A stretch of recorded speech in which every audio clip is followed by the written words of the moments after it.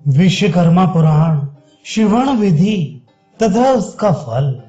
शौनक ऋषि बोले, हे उग्र श्रवासूत जी, आपने कृपा करके परम प्रभु विश्वकर्मा जी का पावन जीवन चरित्र सुनाया है। अब कृपा करके इस महापुराण की श्रवण करने की विधि भी बताइए, क्योंकि जब तक कोई कार्य शास्त्रोक्त विधि से नहीं किया जाता वह कार्य निष्फल होता है।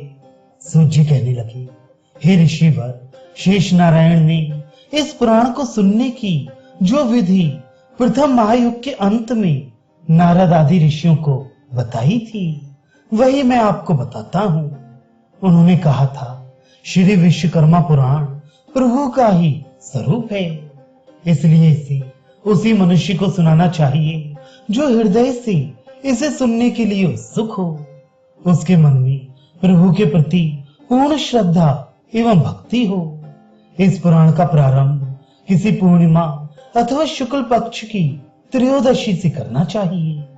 श्रोता के लिए उचित है कि पुराण प्रारंभ करने से एक दिन पूर्व ब्राह्मण को बुलाकर स्वस्ति वाचन पूर्वक गणेश का पूजन करे।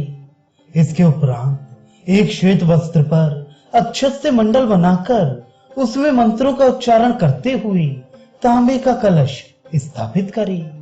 उस पर चांदी या तांबे का पात्र रखकर उसमें प्रभु विश्वकर्मा की सोने की प्रतिमा विराजमान कराई। उनके दाईं ओर चांदी की मूर्ति वास्तु की तथा बाईं ओर सोने या चांदी की पांचों ब्रह्म ऋषियों की मूर्तियां ध्यानस्थ मुद्रा में बिठाई। प्रभु के पास ही चांदी की बनी हंस की मूर्ति रखी। इसके पश्चात मंत्र पढ़ते हुए उन सबका क्रमशः पूजन करे। सबसे पहले वास्तु का, फिर विश्वकर्मा जी का और उसके पश्चात पांचों ब्रह्म ऋषियों का तथा हंस का पूजन होना चाहिए। दसों दिशाओं के दिक्पालों सहित प्रभु के आयुधों का पूजन करके अखंड दीप की स्थापना करे। तदुपरांत पुराण तथा वाचक के आसन का पूजन करके फिर स्वयं वाचक का पूजन करे। वाचक के साथ महामंत्र का जाप करने के लिए एक और ब्राह्मण को नियुक्त करना चाहिए। वाचक को चाहिए कि पहले दिन वह श्रोताओं को इस महापुराण की महिमा बताए और 5 ब्रह्म ऋषियों की कथा तक पढ़े। दूसरे दिन इलाचल महात्म्य से वज्र रचना तक। इस प्रकार पुराण को उचित अध्यायों में विभक्त करके उसे 5 दिन में सुनाई। छठे दिन ग्रहों की स्थापना करके हवन करे तथा अष्टाक्षर मंत्र का जप करे। वह अष्टाक्षर मंत्र इस प्रकार है, ओम विश्वकर्माय नमः। अंत में पुराण एवं प्रभु का पूजन करके पुराण पढ़ने वाले तथा मंत्रों का जप करने वाले ब्राह्मण की पूजा करके उन्हें द्रव्य वस्त्र आदि देकर उन्हें संतुष्ट करे। फिर ब्राह्मणों को भोजन कराए। इसके पश्चात उन्हें धूमधाम से विदा करे। इसके बाद अखंड ज्योति वाले दीप को विश्वकर्मा के मंदिर में रखे और श्रद्धानुसार मंदिर में भेंट चढ़ाई। ऋषि बोले, आपने श्रवण विधि तो सुनाई, अब यह और बताइए कि विधि पूर्वक इसे श्रवण करने से क्या फल मिलता है।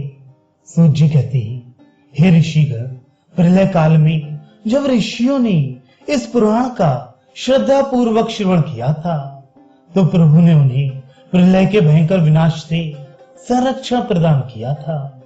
इससे स्पष्ट है कि जो लोग श्रद्धा एवं विधि पूर्वक इस महापुराण को सुनते हैं उन्हें धन धान्य की प्राप्ति होती है, निर्धन को धन मिलता है, संतानहीन की संतान प्राप्ति की इच्छा पूर्ण होती है, असाध्य रोगों से पीड़ित रोगी भी अपने विषम रोगों से छुटकारा पाकर स्वास्थ्य लाभ करते हैं।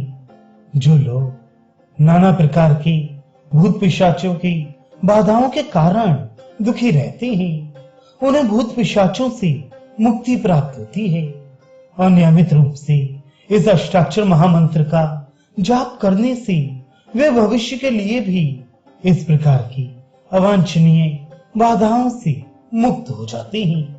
तात्पर्य यह है कि इस महापुराण का नियम एवं विधि पूर्वक पाठ करने पर श्रद्धालु भक्तों को दैविक एवं भौतिक बाधाएं किसी भी प्रकार से पीड़ित नहीं कर सकती।